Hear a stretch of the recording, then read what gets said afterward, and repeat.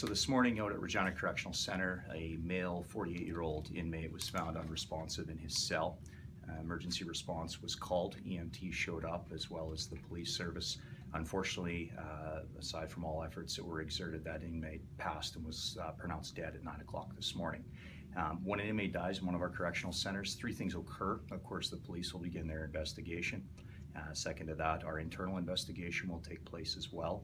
And thirdly, of course, the coroner will be on scene. They'll do their own investigation, which of course will likely later result in a coroner's inquest. I'm a little limited by what I can say today, but I'll try to answer all of your questions. Unfortunately, we're having trouble notifying the next of kin, so I cannot release the inmate's name at this time. If we are able to notify the next of kin, I can definitely provide that for you. The inmate was in a cell by himself.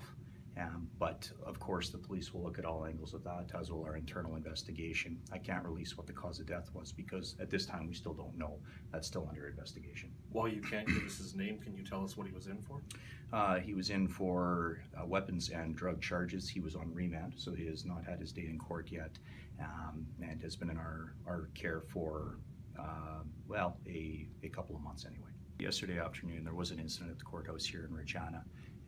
My understanding of that incident is three inmates had gotten into some contraband that they shouldn't have, in particular drugs of some nature.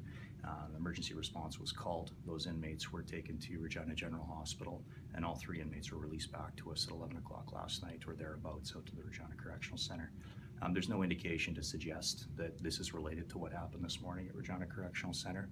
Having said that, the respective police at Regina Correctional Center at CRCMP at the courthouse incident would be the Regina Police Service. Will definitely do their due diligence on that. Additionally, we've issued terms of reference this morning to our internal investigators to look at the two incidents together to see if there is any relationship between the two of them and see what conclusions they can draw. I do believe all three of those inmates are back to good health at Regina Correctional Center, and none of them were directly involved with what occurred this morning.